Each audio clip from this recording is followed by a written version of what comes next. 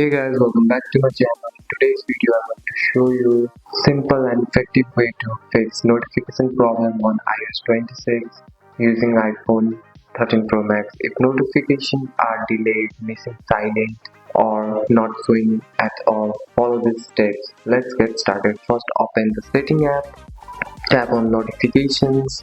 Now tap side preview and select always. Next, scroll down and tap the app tag not sending notification. Make sure allow notification is on. Lock screen, notification center and banner are checked. Sound are enabled.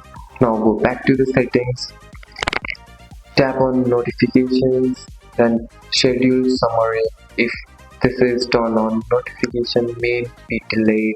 Turn it off if you want notification to arrive in instantly.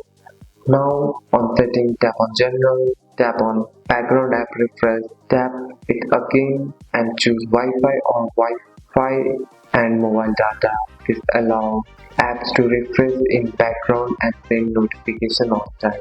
That's it. That's all for today's video guys. If you found this video helpful, drop a like and subscribe for more videos. Thanks for watching. See you in next one.